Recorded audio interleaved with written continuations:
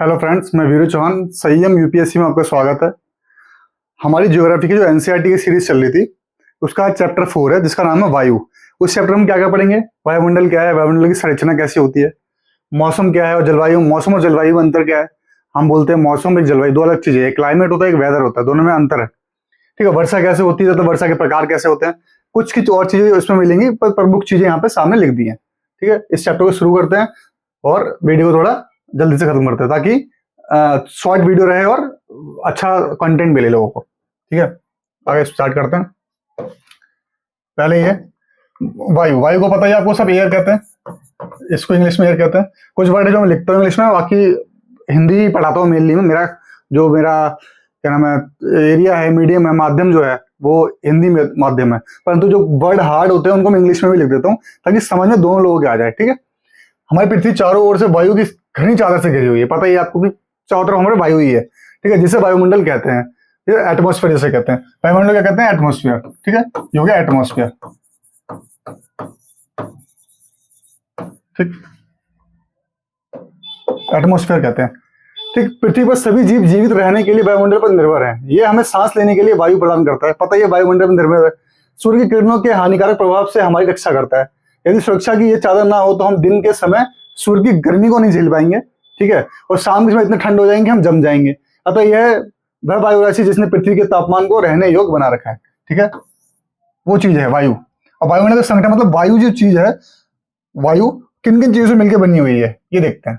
ठीक है, आपको पता भी है, पढ़ा भी आपने, फिर भी जरूरी है, जानना बहुत जरूरी है, लोगों को बहुत कम पता है। सबसे ज्यादा जो हमारी जो पृथ्वी है उसके अंदर क्या है? नाइट्रोजन। हमारा वायुमंडल में सबसे ज्यादा, पृथ्वी पर वायुमंडल जो है सबसे ज्यादा क्या? नाइट्रोजन। उसके बाद क्या आती है? ऑक्सीजन आती है। दूसरे नंबर की गैस ऑक्सीजन, बाकी सारी अन्य गैसेज हैं। कार्बन डाइऑक्साइड बहुत छोटी मात्रा में, 0.03 मात्रा में। ठीक है, जो CO2 है, जिसकी वजह से ही आज की डेट में CO2 ज्यादा बढ़ गई है, इसलिए ग्लोबल वार्मिंग हो रही है। क्यों हो रही है आगे इस चैप्टर में पढ़ेंगे। चैप्टर बहुत अच्छा है, चैप्टर के बहुत कॉन्सेप्ट पढ़िए हैं, चैप्टर बहुत अच्छे से समझाया एनसीईआरटी ने, और मेरा काम है आपको और अच्छे से समझाना। ठीक है, वायुमंडल का संगठन, स्ट्रक्चर ऑफ एटमॉस्फेयर, इस संगठन का मतलब स्ट्रक्चर। ठीक, स्ट्रक्चर ऑफ, क्या आप जानते हैं कि जिस वायु का उपयोग हम सांस लेने के लिए करते हैं वास्तव में अनेक गैसों का मिश्रण है। ठीक है, नाइट्रोजन तथा ऑक्सीजन ऐसी दो गैसें हैं जिनसे वायुमंडल का बड़ा भाग बना है। मैंने बताया सबसे ज्यादा नाइट्रोजन, फिर oxygen. Carbon dioxide, helium, ozone, argon और हाइड्रोजन कम मात्रा में पाई जाती हैं। बाकी जो गैसें हैं, आर्गोन, अन्य सभी गैसें जितनी भी हैं, इन गैसों के अलावा धूल के छोटे छोटे कण भी हवा में मौजूद होते हैं। ठीक है, वो कण बहुत जरूरी है। क्यों? देखते हैं। जिसमें वायु के विभिन्न संघटकों के प्रतिशत दर्शाए गए हैं। ये मतलब है इसमें प्रतिशत दिखाए गए हैं, इसे पाई चार्ट जो बोलते हैं, वृत्त रेखा। नाइट्रोजन वायु में सर्वाधिक पाई जाने वाली गैस है। जब हम सांस लेते हैं तब फेफड़ों में कुछ नाइट्रोजन में चली जाती है और फिर हम उसे बाहर निकाल देते हैं। परंतु पौधों को अपने जीवन जीने के लिए नाइट्रोजन की बहुत ज्यादा आवश्यकता है, और नाइट्रोजन पौधे क्या है वो खुद से डायरेक्ट नहीं ले सकते। ठीक है, वो किससे लेंगे? जो वहां पे पेड़ों की जड़ों में जो कीड़े रहते हैं उनके द्वारा नाइट्रोजन लेते हैं। ठीक है, पहले कुछ समझते हैं ये क्या लिखा हुआ है बॉक्स में। बॉक्स बहुत जरूरी होता है एनसीईआरटी का, इसको पढ़ते रहना बहुत जरूरी है, पता भी रहना चाहिए जरूर। ठीक है, कार्बन डाइऑक्साइड वायुमंडल में फैलकर पृथ्वी से विकिरित ऊष्मा को पृथ्वी पर रोककर ग्रीन हाउस प्राप्त। अब देखो, अगर कार्बन डाइऑक्साइड नहीं होगी, कार्बन डाइऑक्साइड क्या है? वायुमंडल में फैलती है, तो पृथ्वी से विकिरित ऊष्मा जो उसमें गर्मी निकलती है वो पूरी कहानी जाने देती है, अंतरिक्ष में नहीं जाने देती। ठीक है, और हमारे वायुमंडल हमारी पृथ्वी से बाहर नहीं जाने देती, दूसरे ग्रह मतलब अंतरिक्ष में नहीं जाने देती। क्यों?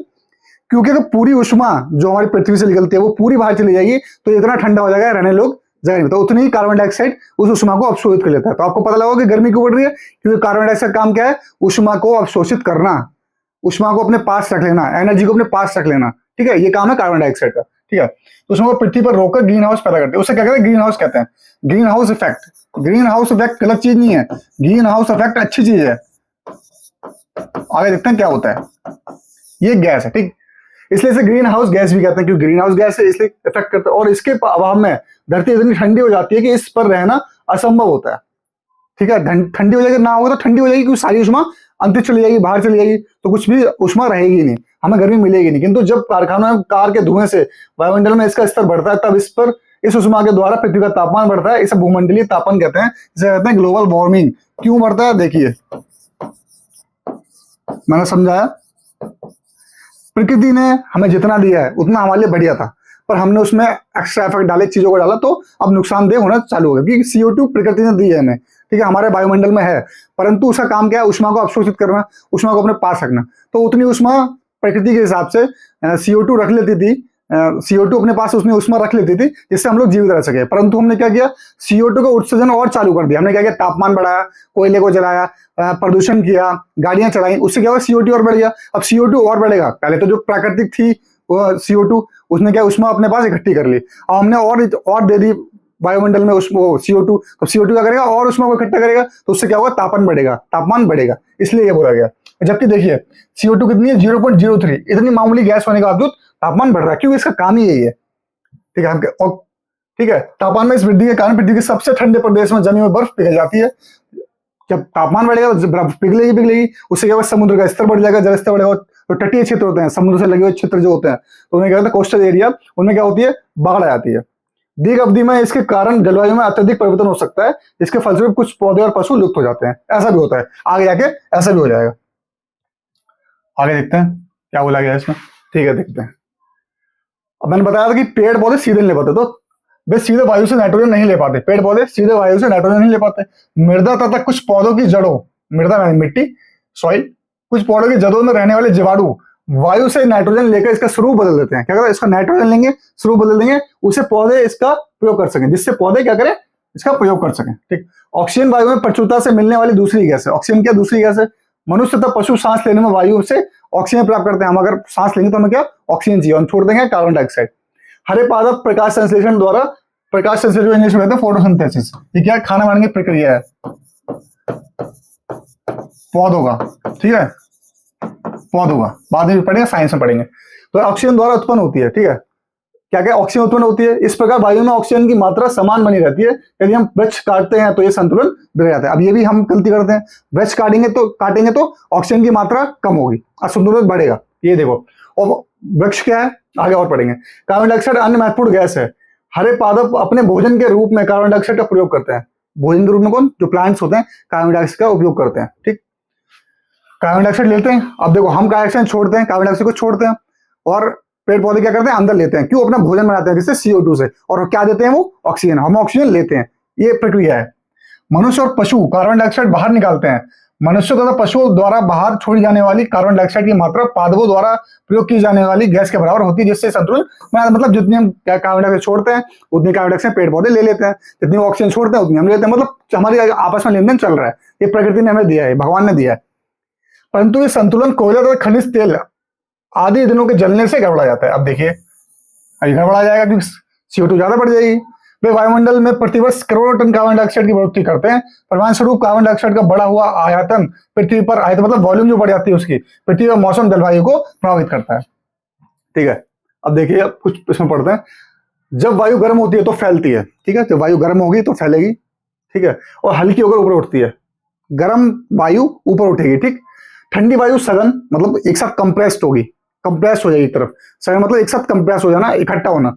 ठीक है, और भारी होती है, कोई चीज इकट्ठी हो जाएगी तो भारी हो जाएगी, इसलिए इसमें नीचे रहने की प्रवृत्ति होती है। और ठंडी गैस क्या, ठंडी पवन क्या, हमेशा नीचे रहती है। गर्म वायु के ऊपर उठने पर आसपास के क्षेत्रों में ठंडी वायु रिक्त स्थान को भरने के लिए वहां आ जाती है। इस प्रकार वायु चक्र चलता रहता है। ठीक है, इस तरह क्या होता है, एयर साइकिल चलती रहती है, एयर साइकिल से चलती रहती है, ये कोई समस्या नहीं है इसमें। ठीक, आगे। अब वायुमंडल संरचना क्या है, क्या है, स्ट्रक्चर ऑफ एटमॉस्फेयर। ठीक, हमारा वायुमंडल 5 परतों में विभाजित है। बताया था 5 परतें हैं हमारे वायुमंडल की, पहले ही पढ़ा चुका हूं 6th क्लास में, दोबारा पढ़ते हैं। जो पृथ्वी की सतह से आरंभ होती हैं, पृथ्वी की सतह से सौमंडल, समताप मंडल, मध्य मंडल, बाह्य वायुमंडल और बहिर्मंडल। ठीक है, अब पहले पढ़ लेते हैं इसके बारे में। क्षोभ मंडल, इसका ट्रोपोस्फियर। ठीक, ट्रोपोस्फियर। ठीक है, ट्रोपोस्फियर का, अब ये इसमें स्फीयर है। ठीक है, ये सीमाएं हैं इनकी सबकी सीमाएं होती हैं। ठीक है, ये सीमाएं हैं इनकी। उसके बाद समताप मंडल। ठीक है, उसके बाद क्या है, स्ट्रेटोस्फीयर, इंग्लिश में सारा। ठीक, उसका मध्य मंडल, मीसोस्फीयर। ठीक, उसका भी सीमा भी होगी इसकी। और बाह्य मंडल, ठीक है, क्या बोलते हैं इसको, थर्मोस्फीयर। हाँ,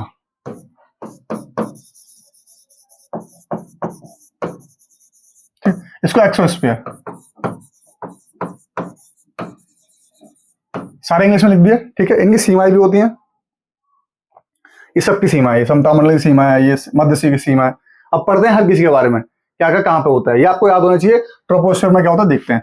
ये परत वायुमंडल की सबसे महत्वपूर्ण परत है। क्यों? क्योंकि 13 किलोमीटर तक फैली है। इसकी ये सब पॉइंट आपके लिए अब इंपॉर्टेंट चालू हो चुका है, इसके नोट्स बना। इसकी औसत ऊंचाई 13 किलोमीटर है। हम इसी मंडल में मौजूद वायु में सांस लेते हैं, ठीक। मौसम की लगभग सभी घटनाएं, वर्षा, कोहरा, ओला वर्षण इसी परत पे होती है, ठीक है। ये परत हमारी क्या मतलब सारी जिंदगी की चीजें हमारी इसी से होती हैं। उसका क्या होता है, समताप मंडल आता है। यहाँ पे सौरमंडल के ऊपर का भाग समताप मंडल कहलाता है। तो ये देखिए यहाँ से 13 किलोमीटर है, ठीक।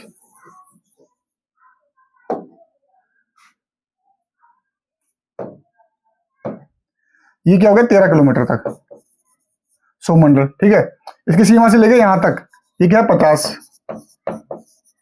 किलोमीटर। 50 किलोमीटर कहां से, यहां से 50 किलोमीटर हो गया ये यहां तक, ठीक। उसके बाद सौरमंडल के ऊपर का भाग समताप मंडल कहलाता है। ये लगभग 50 किलोमीटर की ऊंचाई तक फैला है। ये परत बादलों एवं मौसम संबंधी घटनाओं से लगभग मुक्त होता है। यहाँ मतलब हरकत, बारिश की हरकत, मौसम की हरकत, ये सब नहीं होती, ठीक है। इसके फलस्वरूप यहाँ की परिस्थितियां हवाई जहाज उड़ाने के लिए आदर्श है। हवाई जहाज इस पे उड़ता है, ठीक है, इसमें समताप मंडल में, ठीक है। समताप मंडल की एक महत्वपूर्ण विशेषता यह है कि इसमें ओजोन गैस की परत होती है। समताप ओजोन गैस क्या होती है, समताप मंडल में। समताप मंडल में हमेशा याद रखना, ओजोन गैस क्या है, समताप मंडल, स्ट्रेटोस्फीयर में होती है, ठीक है। यह परत सूर्य से आने वाले हानिकारक मतलब जो ओजोन से परत है वो किससे, जो पैरावैग्निक करंट्स होती हैं, अल्ट्रावायलेट रेज होती हैं, उनको रोकती है। उसका मंडल की बात है, मध्यमंडल आ गया। ये वायुमंडल की तीसरी परत है। ये समताप मंडल के ठीक ऊपर होती है। ये लगभग 80 किलोमीटर तक होती है। अब यहाँ से 80 किलोमीटर चले जाइए आप, ये ठीक है, किलोमीटर की ऊंचाई तक फैली होती है। अंतरिक्ष में प्रवेश करने वाले उनका पिंड इस परत में आने पर जल जाते हैं। इसका ये काम है, ठीक है। ये अंतरिक्ष की सातवता में। और उसका बाहरी मंडल, ठीक है, बाहरी मंडल जो होता है, वायुमंडल में बढ़ती ऊंचाई के साथ तापमान अधिक तीव्रता से बढ़ता है। जैसे आप ऊपर जाएंगे इसमें, इस वाले मंडल में क्या हो जाएगा, तापमान बढ़ेगा। आयन मंडल इस परत का एक भाग है। आयन मंडल क्या है, इस परत का एक भाग है। यह 800 से 400 किलोमीटर तक फैला है। ये 80 से 400, सॉरी 80 से 400, ये रहा,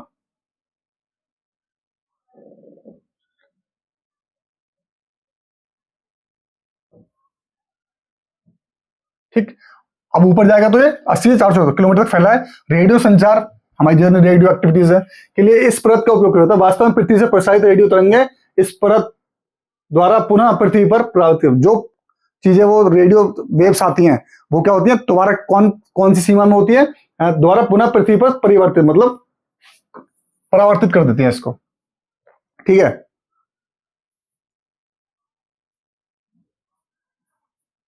हाँ हाँ, परावर्तित मतलब इससे कहते हैं रिफ्लेक्शन, रिफ्लेक्टेड कर देती है, ठीक। वायुमंडल इसे कहता है एक्सोस्फीयर।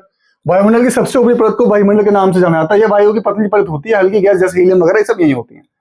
स्थानीय समाचार पत्र, ये तो देखिए, आपको जानकर आश्चर्य होगा कि पृथ्वी सूर्य की ऊर्जा के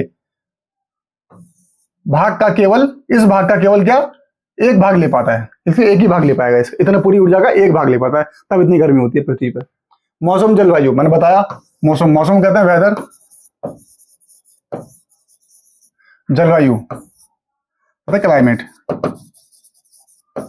हमेशा क्लाइमेट चेंज क्यों हो रहा था, क्योंकि क्लाइमेट बहुत दीर्घ अवधि के बाद कोई चीज होती है तो क्लाइमेट कहते हैं। मौसम दिन प्रतिदिन बदलता रहता है, समय के अनुसार बदलता रहता है। जैसे गाना में सुना, आज मौसम बेईमान है बड़ा, क्योंकि मौसम ही बेईमान हो सकता है, जलवायु बेईमान नहीं हो सकती, वो बहुत लंबे समय तक होती है, ठीक है।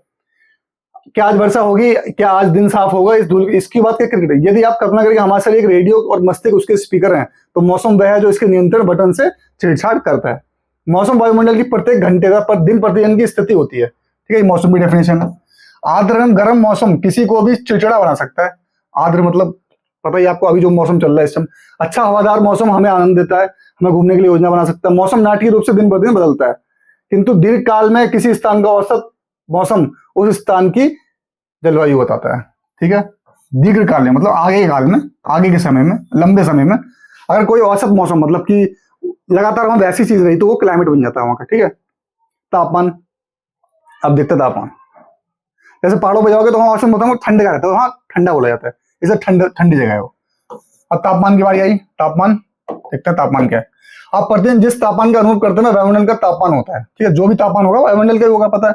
वायु में मौजूद ताप और शीतलता के परिमाण को तापमान कहते हैं। ठीक है, टेम्परेचर किसे कहते हैं? टेम्परेचर।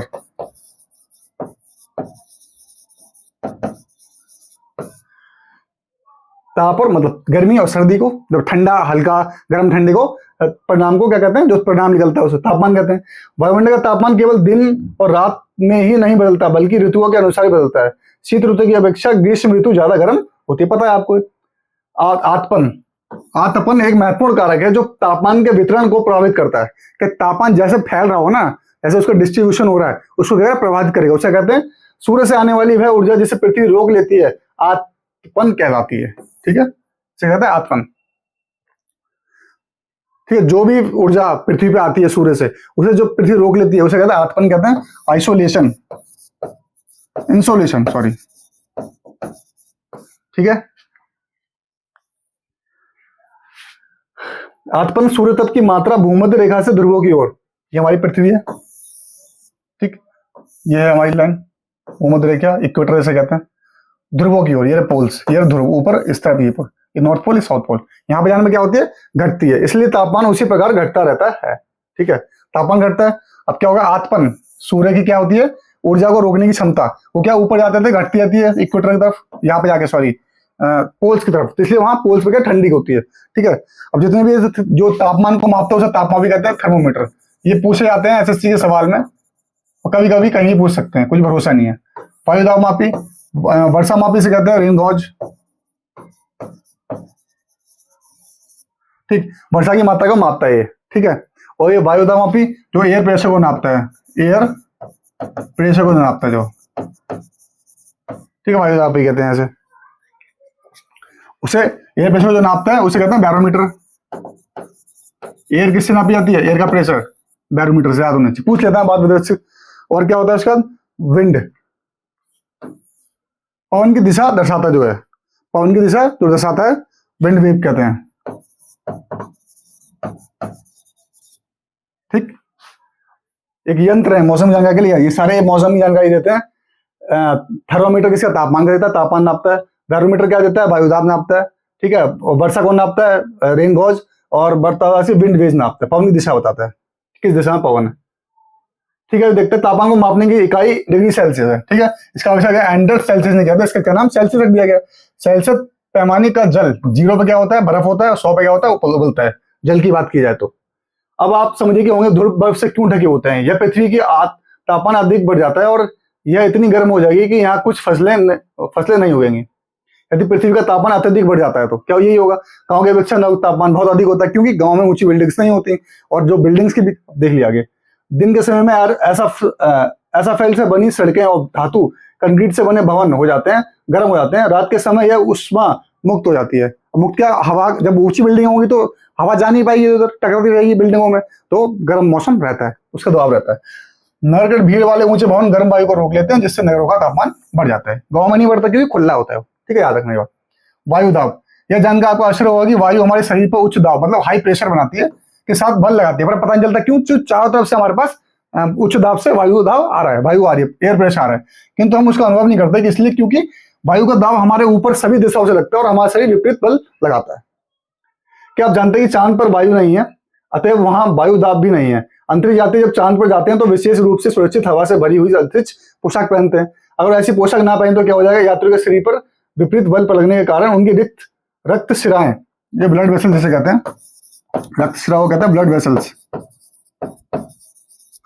जिससे अंतरिक्ष यात्री रक्त सहित हो जाएंगे। उनके क्या? पानी, वो खून निकलने लगेगा शरीर से। कम तापमान वाले क्षेत्रों में वायु ठंडी होती है। ठीक है, हाँ, वायु दाब का क्षेत्र जो था, यहाँ हमने पढ़ लिया था। यहाँ समुद्र स्तर पर वायु दाब सर्वाधिक होता है और ऊंचाई पर जाने पर यह घटता जाता है। ठीक है, बताया था समुद्र स्तर पर सर्वाधिक होगा वायु दाब।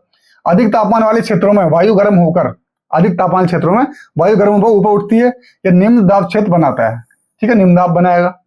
निम्न दाब वायु बादल युक्त आकाश एवं नम मौसम के साथ जुड़ा होता है।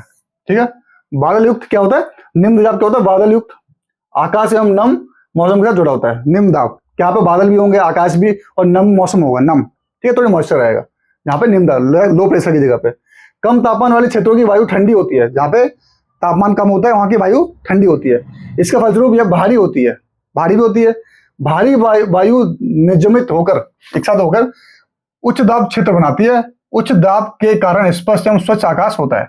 उच्च दाब के कारण, हाई प्रेशर के कारण वायु सदैव उच्च दाब क्षेत्र से निम्न दाब क्षेत्र की ओर गमन करती है। वायु जो होती है कहां चलती है? हाई प्रेशर से लो प्रेशर की ओर मूव करती है। याद रखना, ये जो हमेशा वायु होती है उच्च दाब से निम्न दाब की तरफ चलती है। ये हो गया पूरा वायु दाब के बारे में। अब पढ़ते हैं पवन के बारे में।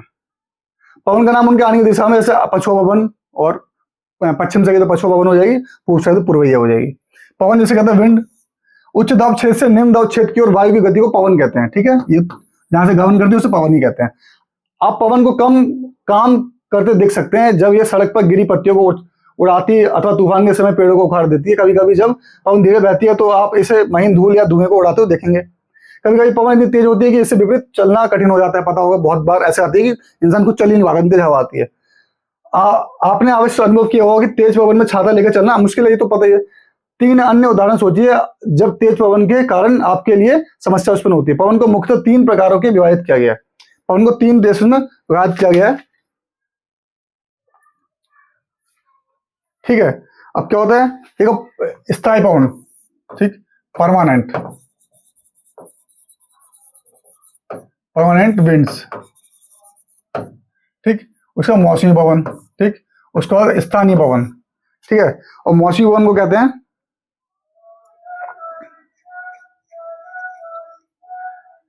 अब इनकी डेफिनेशन पढ़ लेते हैं एक बार, फिर देखते हैं। ठीक, हाँ ठीक, अब देखते हैं। व्यापारिक पश्चिमी एवं पूर्वी पवनें स्थायी पवन होती हैं। पश्चिमी और पूर्वी पवन जो होती हैं ट्रेड्स, जो चलती रहती है हमेशा। परमानेंट मतलब ये वर्षों में लगातार निश्चित दिशा में चलती हैं, इसलिए इनको परमानेंट क्या कहते हैं? एक साथ जैसे चलती हैं, जैसे पश्चिमी पवन और पूर्वी पवन चलती हैं। ठीक है, इनको आप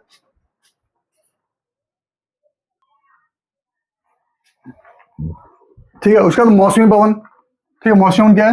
ये पवन विभिन्न ऋतुओं में अपनी दिशा में बदलती है। उदाहरण के लिए भारत का मानसूनी पवन है, जब मानसून की ऋतु आती है तो वर्षा की ऋतु आती है तो मानसून में चलती हैं। और स्थानीय पवन जो किसी एरिया की होती हैं, ये पवनें किसी छोटे क्षेत्र में वर्ष या दिन के किसी विशेष समय में चलती हैं, जैसे लू होगी। उदाहरण के लिए स्थल एवं समुद्री समीर से ब्रीजेस कहते हैं, ब्रीजे, ठीक। आपको भारत के उत्तरी क्षेत्र की गर्म और शुष्क स्थान पर जैसे लू कहते हैं, गर्मियों में चलती है हमारे यहाँ, उसे लू कहते हैं। ठीक है, प्रमुख भारत पेटियां हैं हमारी, आगे जाके और अच्छे से समझाया जाएगा पेटियों को, अभी देख लेते हैं। हाई प्रेशर यहाँ है क्योंकि साउथ पोल है, नॉर्थ प्रेशर, नॉर्थ क्या है, हाई प्रेशर यहाँ भी होगा क्योंकि ध्रुवों की तरफ प्रेशर बढ़ता बताया था। ठीक है, बढ़ता है प्रेशर, ठीक है, ध्रुवों की तरफ। वही major pressure belt and wind systems, आप देखेंगे उसका क्या होता है। देखो, हाई प्रेशर जाएगा पोलर स्टरलाइज, ये क्या होगा? ध्रुवीय पूर्वी पवन। अब पूर्वी पवन जो ऊपर उठेगी उसका तो सब पोलर लो प्रेशर एरिया, अभी लो प्रेशर एरिया होगा। ठीक है, प्रिवेलिंग वेस्टर्लिंग, ये जो होगी सनातन पछुआ पवन, ठीक है, पछुआ पवन हो जाएगी फिर। तो ऐसे इनके हर जगह क्या होगा, इनकी रेखाएं होंगी। ठीक है, जैसे सब लो प्रेशर ऐसे यहाँ पे। अब यहाँ पे क्या आ गया? टॉपिक ऑफ कैप्रिकॉन, यहाँ से ऊपर जाएंगी पवनें, ठीक है, यहाँ से ऊपर टॉपिक ऑफ कैंसर से नीचे आएंगी, और ये क्या बनेगा? लो प्रेशर का एरिया बना जाएगा। डोल ड्रम्स जिसे कहते हैं, ठीक है, डोल ड्रम्स। इसको इतना समझना है, बस डायग्राम याद रखो कि पवन कैसे चलती है, पवनें चलती कैसे हैं। ठीक है, यहाँ पे क्या होता है? प्रेशर ज्यादा होता है, ठंडी जगह होती है तो हवा क्या नीचे की तरफ आएगी, बताया मैंने। जब पवन ठंडी हो, जब जगह तापमान ठंडा हो, तो अब क्या होता है? वो एक साथ हो जाती है, कंडी एक साथ हो जाने का मतलब उस जगह को एक साथ संपीड़न करती है, एक साथ रखना चालू कर देती है, इकट्ठा होना चालू हो जाती है, कंडेंसेशन हो जाता है इसे कहते हैं। उससे क्या होता है? उसका भार बढ़ जाता है, और जब हवा गर्म होती है, पवन गर्म होती है तो क्या ऊपर की तरफ जाती है, और ठंडी होती है नीचे की तरफ आती है। तो जो ठंडी होगी तो क्या नीचे की तरफ आती रहेगी। ठीक है, गर्म हो यहाँ पे जगह, वहां पर थोड़ी गर्मी पड़ेगी तो ऊपर की तरफ जाएगी। ऐसे होता रहता है, जहां भी ऐसे गर्म ठंडा मिलता है उसको हिसाब से। चक्रवात का हम बाद में पढ़ेंगे, पहले हम आगे सिलेबस कर लेते हैं, उसका चक्रवात पढ़ेंगे। आर्द्रता इसे कहते हैं मॉइस्चर, ठीक है, इसे कहते हैं मॉइस्चर। ठीक, मॉइस्चर के हिसाब से बहुत चीजें। अब चक्रवाती वर्षा होती है, फिर पर्वतीय वर्षा होती है, और संवहनीय वर्षा होती है। वर्षा 3 प्रकार की है। ठीक है, जब जल पृथ्वी एवं विभिन्न जलाशयों से वाष्पित होता है, कंडेंसेशन जिसे कहते हैं, ठीक, सॉरी वेपराइज होता है, ऊपर की तरफ जाता है, तो ये जलवाष्प बन जाता है। ठीक है, वाटर वेपर जिसे कहते हैं।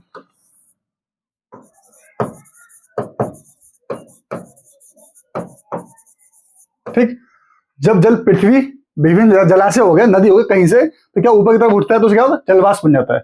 वायु में किसी भी समय जलवाष्प की मात्रा को आर्द्रता कहते हैं। अब जो जलवाष्प जितना मतलब जितना पानी ऊपर गया होगा उसको कहते हैं आर्द्रता कहते हैं, उसे मॉइस्चर कहते हैं। पूछो कोई पूछता ना कि मॉइस्चर कितना है हमारे वायुमंडल में, तो लिखा होता है 80% 90%, मतलब कि जो ऊपर गया है, वाटर वेपर्स ऊपर गए हैं। जब वायु में जलवाष्प की मात्रा अधिक होती है तो इसे हम आर्द्र दिन कहते हैं। ठीक है, आर्द्र दिन कहते हैं। ठीक है, मॉइस्ट, ह्यूमिड, ठीक, ह्यूमिड। जैसे जैसे वायु गर्म होती जाती है इसकी जलवाष्प धारण करने की क्षमता बढ़ती जाती है। गर्म जैसी वायु होगी वो जलवाष्प को अपने आप धारण करेगी, कि कोई भी गर्म चीज होगी वो अपने आप को अंदर चीजों को समेटने चालू करेगी। ठीक है, क्योंकि वो ऊपर की तरफ उड़ेगी और ऊपर की तरफ ले जाएगी। इसके बाद जलवाष्प धारण की जैसे जैसे वायु गर्म होगी जलवाष्प और ज्यादा, अगर नीचे मान लो गर्म हवा चल रही है तो क्या करेगी, नदियों से, समुद्रों से, जलाशयों से वो पानी उठाएगी और पानी को और ज्यादा धारण करेगी। ठीक, उसके बाद क्या करेगी, और इस प्रकार और अधिक आदत हो जाए और आर्द्र हो जाएगी और मौसम उम्र हो जाएगा। आधे दिन में कपड़े सूखने में काफी समय लगता है और हमारे शरीर में पसीना आसानी से नहीं सूखता और हम असहज महसूस करते हैं। जब जलवाष्प ऊपर उठता है तो ये ठंडा होना शुरू हो जाता है। ठीक है, ठंडा होना शुरू हो जाएगा, जलवाष्प संघनित होके कंडेंसेस होके, कंडेंस कहते हैं इसे, कंडेंसेस, कंडेंसेस, ठंडा होकर जल की बूंद बनाते हैं। तो ऊपर जाएंगे, जल की बूंद बना दी इन्होंने इकट्ठा होके। ठीक है, बादल इन्हीं जल बूंदों का ही एक समूह रूप है। बादल क्या होता है, इन बूंदों का ही, जो ऊपर से यहाँ से ह्यूमिडिटी पानी को लेके आती है, गर्म हवा जो पानी को इकट्ठा करती है फिर ऊपर लेके जाती है, फिर क्या वो ही बादल बनते हैं, वो बूंदे ही बादल होती हैं।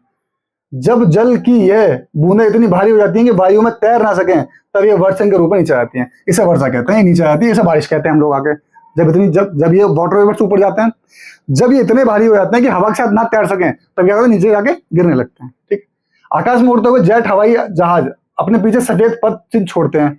इनके इंजन से निकलने वाली नमी संघनित हो जाती है, वो कंडेंस हो जाती है। वायु के गतिमान न रहने की स्थिति में ये संघनित नमी कुछ देर तक पथ के रूप में दिखाई देती है। ठीक है, वायु गतिमान नहीं होती, चलती नहीं है तब। पृथ्वी पर जल के रूप में गिरने वाला वर्षण वर्षा कहलाता है। ठीक है, जो भी पानी गिरता है वर्षा। ज्यादातर भौम जल, मतलब जो जलीय जल जो पृथ्वी के लिए भूमि का जो जल मिलता है, हमारी पृथ्वी को जल मिलता है, वर्षा जल से ही प्राप्त। ज्यादातर जल हमें कहा ना वर्षा जल से मिलता है। पौधे जल संरक्षण में मदद करते हैं, पौधे जल को इकट्ठा रखने में मदद करते हैं। जब पहाड़ी पार्श्वों से पेड़ काटे जाते हैं, पहाड़ी एरिया से पेड़ काटते हैं, वर्षा जल अनावृत पहाड़ों से नीचे बहता है और निचले इलाकों में बाढ़ का कारण बनता है।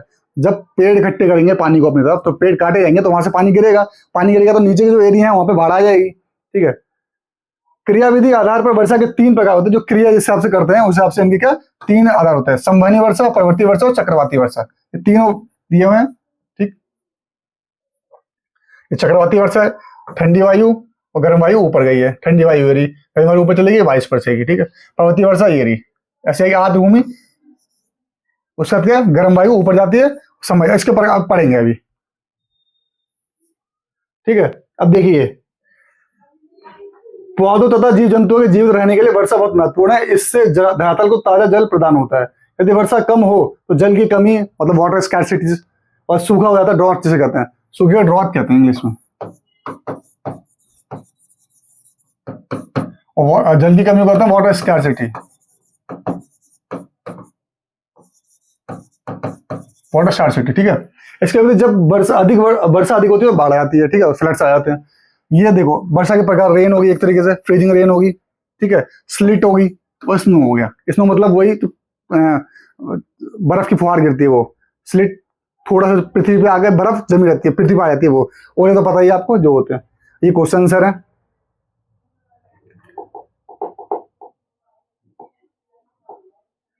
ठीक है, आज की वीडियो को समाप्त करते हैं। वीडियो बहुत इंफॉर्मेटिव है, बहुत अच्छा चैप्टर है। इसको पढ़ोगे तो आपको बहुत कुछ पता लगेगा। वर्षा पता लग गया कैसे होती है, कि गर्म हवा ऊपर जाती है, फिर ऊपर जाके वो क्या नाम है, नीचे से जलाशय से पानी ले जाती है गर्म हवा, ऊपर जाके वो जब वायु के साथ नहीं चल पाती, इतनी भारी हो जाती है वर्षा की बूंदें, जब वो हवा के साथ नहीं चल पाते तब वो क्या बारिश का रूप ले लेती है, नीचे आ जाती है वो। ठीक है, तो इस चैप्टर बहुत कुछ मिलेगा, बहुत कुछ एग्जाम में भी आएगा। तो इस वीडियो को यहीं समाप्त करते हैं। तब तक के लिए खुश रहिए, स्वस्थ रहिए। जय हिंद, जय भारत।